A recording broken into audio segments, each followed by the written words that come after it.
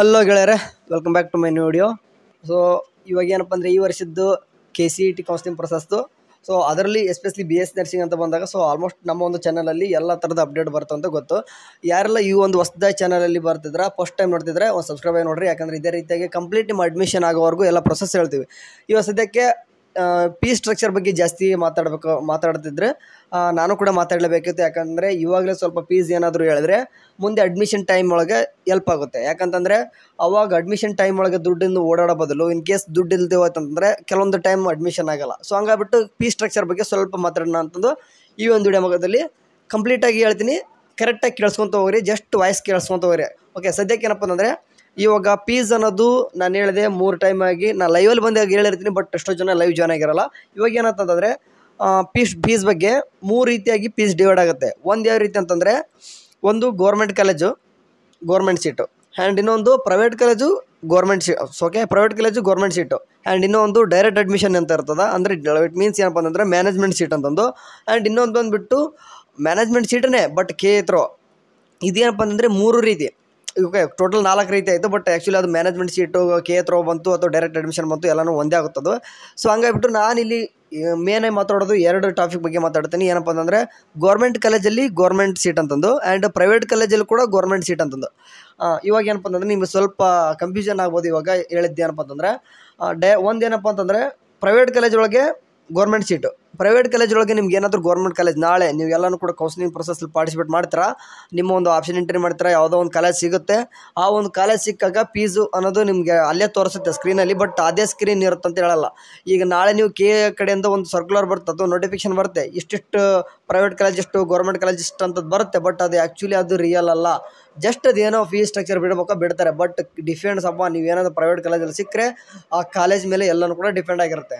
Just ಅದು KA-ಗೆ ಎಷ್ಟು ಹೋಗ್ಬೇಕು ಅದರಷ್ಟು ತಕ್ಕನಂಗೆ ಅವ್ರು ಏನು ಮಾಡಿರ್ತಾರೆ, ಫೀಸ್ನ ರಿಲೀಸ್ ಮಾಡಿರ್ತಾರೆ. ಇನ್ ಕೇಸ್ ನೀವೊಂದು ಪ್ರೈವೇಟ್ ಕಾಲೇಜ್ ನಾಳೆ ಏನಾದರೂ ಸಿಕ್ಕರೆ ನಾನು ಒಂದು ಆಗಿ ಹೇಳ್ತೀನಿ ಫೀಸ್ ಎಷ್ಟು ಬರುತ್ತೆ ಅಂತಂದು. ಇದು ಏನಪ್ಪ ಅಂದರೆ ಕಂಪ್ಲೀಟ್ಲಿ ಡಿಪೆಂಡ್ ಅಪಾನ್ ಅದ್ರ ಮೇಲೆ, ಕಾಲೇಜ್ ಮೇಲೆ ಡಿಪೆಂಡ್ ಅಂತ ಹೇಳಿದೆ ನಾನು. ಪ್ರೈವೇಟ್ ಕಾಲೇಜ್ ಸಿಕ್ಕರೆ ಲೈಕ್ ಯಾವುದೋ ಒಂದು ಕಾಲೇಜ್ 1 ಲಕ್ಷದ ರೂಪಾಯಿ ಫೀಸ್ ಏನಾದರೂ, ಇವಾಗ ಮ್ಯಾನೇಜ್ಮೆಂಟ್ ಸೀಟ್ ಅಂತ ಏನಂತ ಹೇಳಿದೆ ನಾನು. ಮ್ಯಾನೇಜ್ಮೆಂಟ್ ಸೀಟ್ ಅಂದರೆ ಡೈರೆಕ್ಟಾಗಿ ಅಡ್ಮಿಷನ್ ಮಾಡ್ಕೊತೀರ. ಬಟ್ ಅಲ್ಲಿ 1 ಲಕ್ಷ ಅಥವಾ 1.5 ಲಕ್ಷ, ಕೆಲವೊಂದು 2 ಲಕ್ಷ ಕೇಳುವಂಥದ್ದು ಸೀಟ್ ಇದಾವೆ. ಅದೇ ಏನಾದರೂ ನೀವು KA-ಥ್ರೋ ಏನಾದರೂ ಸಿಕ್ಕು ಅಂದರೆ KA-ಥ್ರೋ ಪ್ರೈವೇಟ್ ಕಾಲೇಜ್ ಸಿಕ್ಕರೆ, ಇಟ್ ಮೀನ್ಸ್ KA-ಥ್ರೋ ಮೀನ್ಸ್ ಏನಂತಂದರೆ ಗೌರ್ಮೆಂಟ್ ಸೀಟ್, ಅದು ಪ್ರೈವೇಟ್ ಕಾಲೇಜಲ್ಲಿ ಏನಾದರೂ ಸಿಕ್ಕರೆ ಈಗ 1 ಲಕ್ಷ ರೂಪಾಯಿ ಡೈರೆಕ್ಟು ಅಡ್ಮಿಷನ್ ಮಾಡಿಸೋ ಬದಲು KA-ಥ್ರೋ ಹೋದರೆ 50,000 ಆಗುತ್ತೆ. ಓಕೆ, ಅಂದರೆ ಪ್ರೈವೇಟ್ ಕಾಲೇಜಲ್ಲಿ ಏನಾದರೂ ಸೀಟ್ ಸಿಕ್ಕರೆ ಗೌರ್ಮೆಂಟ್ ಸೀಟು 50,000 ಆಜುಬಾಜು. ಓಕೆ, 40,000 ಆಗ್ಬೋದು, ಒಂದೊಂದು ಕಾಲೇಜು 30,000 ಆಗ್ಬೋದು, ಒಂದೊಂದು ಕಾಲೇಜು 60,000 ಆಗ್ಬೋದು. ಬಟ್ 50,000 ಆಜುಬಾಜು ಇರ್ತದೆ, ಜಾಸ್ತಿ ಇರಲ್ಲ. ಇದು ಏನಪ್ಪ ಅಂತಂದರೆ 4 ವರ್ಷದ ಸ್ಥಿತಿ. ಇದು 1 ವರ್ಷ ಕಟ್ಟೋದಲ್ಲ, 4 ವರ್ಷನೂ ಕೂಡ ಇದೇ ರೀತಿ ಕಟ್ಟಬೇಕಾಗುತ್ತೆ. ಸೊ ಹಂಗಾಗ್ಬಿಟ್ಟು ಆಲ್ಮೋಸ್ಟ್ ಎಲ್ಲರೂ ಕೂಡ ಗೌರ್ಮೆಂಟ್ ಕಾಲೇಜಲ್ಲಿ ಸಿಗೋಲ್ಲ. ಯಾಕಂತಂದರೆ ಇರೋದೇ 3,000 ಸೀಟು ಗೌರ್ಮೆಂಟ್ ಕಾಲೇಜಲ್ಲಿ. ಉಳಿದಿದ್ದು ರಿಮೈನಿಂಗು 10,000 ರಿಂದ 12,000 ಪ್ರೈವೇಟ್ ಕಾಲೇಜಲ್ಲಿ ನಿಮ್ಗೆ ಸೀಟ್ ಸಿಗ್ತವೆ. ಅಂಥ ಟೈಮಲ್ಲಿ ಈ ಫೀಸ್ ಬಗ್ಗೆ ನಿಮ್ಗೆ ಗೊತ್ತಿರಲೇಬೇಕು. ಯಾವುದಕ್ಕೂ ಏನು ಮಾಡಿರಿ, ಇವಾಗಲೇ ಪ್ರೈವೇಟ್ ಕಾಲೇಜ್ ಸಿಗುತ್ತೆ, ನಮ್ಮ ಗೌರ್ಮೆಂಟ್ ಕಾಲೇಜ್ ಸಿಗಲ್ಲ ಅಂತ ಏನು ಯಾರೆಲ್ಲ ಅಂದ್ಕೊಳ್ತಿದ್ರು, ಪ್ರೈವೇಟ್ ಕಾಲೇಜ್ ಸಿಗುತ್ತೆ ಅಂತ ಅಂದ್ಕೊಳ್ಳೋರು 50,000 ರೂಪಾಯಿ ಅಂದರು ರೆಡಿ ಇಟ್ಕೊಂಡಿರಿ. ಆ್ಯಂಡ್ ಇನ್ನೊಂದು ಏನಪ್ಪ ಅಂತಂದರೆ ಈಗ ಗೌರ್ಮೆಂಟ್ ಕಾಲೇಜ್ ಬಗ್ಗೆನೂ ಕೂಡ ಮಾತಾಡಬೇಕು. ಗೌರ್ಮೆಂಟ್ ಕಾಲೇಜು ಕೂಡ ಇದನ್ನು ಕೂಡ ಕಾಲೇಜ್ ಮೇಲೆ ಡಿಪೆಂಡ್ ಆಗ್ತಾಯಿದೆ. ಬಟ್ ಆಲ್ಮೋಸ್ಟ್ ಏನಪ್ಪ ಅಂತಂದರೆ 10,000 ರೂಪಾಯಿ, 10,000 ಆಜುಬಾಜು, ಮ್ಯಾಕ್ಸಿಮಮ್ 13,000 14,000 ತನಕ ಹೋಗ್ಬೋದು. ಸ್ಟಾರ್ಟಿಂಗ್ 60,000. ಈಗ ಲೈಕ್ ವಿಮ್ಸ್ ಆಗಿರ್ಬೋದು, ಈಗ ಜಿಮ್ಸ್ ಮೀನ್ಸ್ ಯಾವ ಅಂತಂದರೆ ಗುಲ್ಬರ್ಗ ಅಂತಲ್ಲಿ ಏನಿದೆ ಅಂದರೆ 6,500. ಓಕೆ, 6,500 ಅಷ್ಟೇ ತೊಗೊಳ್ತಿದ್ದಾರೆ. ಬಟ್ ಹೇಳೋಕ್ಕಾಗಲ್ಲ, ಈ ವರ್ಷ ಸ್ವಲ್ಪ ಜಾಸ್ತಿ ಜನ ಬರ್ತಾಯಿದ್ದಾರೆ, ಒಂದು 10,000 ಮಾಡ್ಬೋದು. ಆಯ್ತಿಲ್ಲ, 15,000 ಮೇಲಂತರ ಹೋಗಲ್ರು ಗೌರ್ಮೆಂಟ್ ಕಾಲೇಜ್ ಏನಾದರೂ ಸಿಕ್ಕರೆ. ಅಂದರೆ ಸೀಟ್ ಕಡಿಮೆ ಇದಾವೆ. ಆಲ್ಮೋಸ್ಟ್ ಎಲ್ಲರೂ ಕೂಡ ರ್ಯಾಂಕ್ ಚೆನ್ನಾಗಿ ಯಾರೆಲ್ಲ 1 ಲಕ್ಷದ ಒಳಗಾಗಿದೆಯೋ ಅಂಥವ್ರಿಗೆ ಈ ರೀತಿ ಕಾಲೇಜಸ್ ಸಿಗ್ತವೆ. ಅವರು 15,000 ಇಟ್ಕೊಂಡ್ರು ಸಾಕು, ಅಡ್ಮಿಷನ್ ನಡೀತದೆ.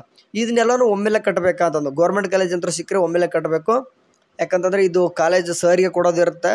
ಇಲ್ಲ ಕೆಲವೊಂದು ಟೈಮ್ ಸರ್ಗೆ ಕೊಡೋದಿತ್ತಂತಂದರೆ ನೀವು ಏನಾದರೂ ಕೊಡ್ಕೊಂಡು ಹೇಳ್ಕೊಬೋದು. ಬಟ್ ಡೈರೆಕ್ಟು ಬ್ಯಾಂಕಿಗೆ ಕಟ್ಟೋದಿತ್ತಂತಂದರೆ ಎಲ್ಲನೂ ಕೂಡ ಒಮ್ಮೆಲೆ ಕಟ್ಟಬೇಕಾಗತ್ತೆ. ಬಟ್ ಪ್ರೈವೇಟ್ ಕಾಲೇಜಲ್ಲಿ ನಡೀತದ. ಬಟ್ KA-ಥ್ರೋ ಹೋಗೋದ್ರಿಂದ ಏನಾಗುತ್ತೆ ಅಂತಂದರೆ ಒಂದು ಡಿಮ್ಯಾಂಡ್ ಹಾಕ್ಬೋದು ಅವರು. ಎಲ್ಲನೂ ಕೂಡ ಒಮ್ಮೆಲೆ ನೀವೇನಾದರೂ ಫೀಸ್ ಕೊಟ್ಟರೆ ಮಾತ್ರ ನಾನು ಅಡ್ಮಿಷನ್ ಮಾಡ್ಕೊತೀವಿ, ಇಲ್ಲಾಂತಂದರೆ ಆಗಲ್ಲ ಅಂತ ಡಿಮ್ಯಾಂಡ್ ಹಾಕ್ಬೋದು. ಸೊ ಹಂಗಾಗ್ಬಿಟ್ಟು ಯಾವುದಕ್ಕೂ 50,000 ಅಂದರೂ ಪ್ರೈವೇಟ್ ಕಾಲೇಜ್ ಸಿಗೋದಕ್ಕೆ ರೆಡಿ ಇಟ್ಕೊಂಡಿದ್ದಾರೆ. ಓಕೆ, 2 ರೀತಿ ಅಡ್ಮಿಷನು. ಇನ್ನೊಂದು ಏನಪ್ಪ ಅಂತಂದರೆ ಕೆಲವೊಬ್ರು KCET ಎಕ್ಸಾಮನ್ನೇ ಬರ್ದಾರಲ್ಲ, ಅಥವಾ KCET ಎಕ್ಸಾಮ್ ಬರೆದ್ರು ಎಲ್ಲರೂ ಕೂಡ ಕೌನ್ಸಿಲಿಂಗಲ್ಲಿ ಪಾರ್ಟಿಸಿಪೇಟ್ ಮಾಡಿದ್ರು ಕೂಡ ಸೀಟ್ ಸಿಗೋಲ್ಲ. ಅಂಥವ್ರು ಏನಪ್ಪ ಅಂತಂದರೆ ಅವರು ಯಾವ ರೀತಿ ಸೀಟ್ನ ತೊಗೋಬೇಕಂತಂದರೆ ಮ್ಯಾನೇಜ್ಮೆಂಟ್ ಸೀಟ್ ಅಂತ ಬರ್ತಾವೆ. ಬಟ್ ಎಲ್ಲ ಕಡೆ ಇದು ಕರ್ನಾಟಕದಲ್ಲಿ ಇಲ್ಲ. ಓಕೆ, ಕೊಡೋದೂ ಇಲ್ಲ. ಬಟ್ ಇನ್ ಕೇಸ್ ಕೊಟ್ಟರು ಕೂಡ ಏನಾಗುತ್ತೆ ಅಂತಂದರೆ 1 ಲಕ್ಷ ಮೇಲೇ ಹೇಳ್ತಾರೆ ಫೀಸು. ಕೆಲವೊಂದು ಟೈಮು ಒಂದೊಂದು ಕಾಲೇಜಸ್ ಇದ್ದಾವೆ, ಓಕೆ, ಒಂದು 80,000 ಕೊಡ್ತೀನಿ 70,000 ಕೊಡ್ತೀನಿ ಅಂತ ಹೇಳ್ತಿರ್ತಾರೆ ನಿಮ್ಗೆ ಅಷ್ಟೇ. ಓಕೆ, ನಾನು ನಿಮ್ಗೆ 70,000ದಲ್ಲಿ ಅಡ್ಮಿಷನ್ ಮಾಡಿಸ್ತೀನಿ 80,000 ಅಡ್ಮಿಷನ್ ಮಾಡ್ತೀನಿ ಅಂತಂದು. ಬಟ್ ಆ ಕಾಲೇಜಲ್ಲಿ ಹಾಸ್ಪಿಟಲ್ ಸ್ಪೆಷಾಲಿಟಿ ಇರಲ್ಲ. ಓಕೆ, ಹಾಸ್ಪಿಟಲ್ ಸ್ಪೆಷಾಲಿಟಿ ಇಲ್ಲ ಅಂತಂದರೆ ನೀವು ಆ ಕಾಲೇಜ್ ಹೋಗ್ತಿರೋದೇ ವೇಸ್ಟು. ಆ್ಯಂಡ್ ಅಲ್ಲಿ ಟೀಚಿಂಗ್ ಸರಿ ಇರೋಲ್ಲ. ಇಷ್ಟೆಲ್ಲ ಇಲ್ಲದೆ ಇರೋದು ಕಾಲೇಜ್ ಏನಕ್ಕೆ ಹೋಗ್ತಾರೆ? ಸೊ ಯಾರಿಗೆಲ್ಲ ಇನ್ ಕೇಸ್ ಅಂಥವ್ರು ಯಾರಾದರೂ ಇದ್ದರೆ, ಲೈಕ್ ಏನಪ್ಪ ಅಂತ ಹೇಳಿದ್ನಲ್ವಾ, KCET ಯಾರಾದರೂ ಬರದೇ ಇರೋರಿಗೆ ಅಥವಾ ಯಾವುದೋ ಒಂದು ಕಾಲೇಜ್ ಅಲರ್ಟ್ ಆಗದೆ ಇರೋರಿಗೆ, ಅಂಥವ್ರಿಗೆ ನಮ್ಮ ವಾಟ್ಸಪ್ ಗ್ರೂಪ್ ಐತೆ, ಜಾಯ್ನ್ ಆಗಿರ್ರಿ. ನಿಮಗೆ ಏನಾದರೂ ಕಾಲೇಜ್ ಅನ್ನೋದು ಬೇಕಿತ್ತಂತಂದ್ರೆ ನಾನು ನಿಮ್ಗೆ ಆಲ್ಮೋಸ್ಟ್ ಟ್ರೈ ಮಾಡ್ತೀನಿ.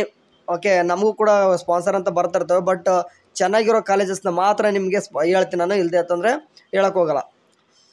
ಸರಿ, ನಿಮ್ಗೆ ಏನಾದರೂ ಡೌಟ್ಸ್ ಇತ್ತಂತಂದರೆ ವಾಟ್ಸಪ್ ಗ್ರೂಪ್ ಇರ್ತದೆ, ಅದರಲ್ಲಿ ಅಡ್ಮಿನ್ ಇರ್ತೀನಿ, ಅದರಲ್ಲಿ ಕೇಳ್ಕೊಬೋದು. ಏನಿದ್ರು ಡೌಟ್ಸ್ ಕೇಳಿ.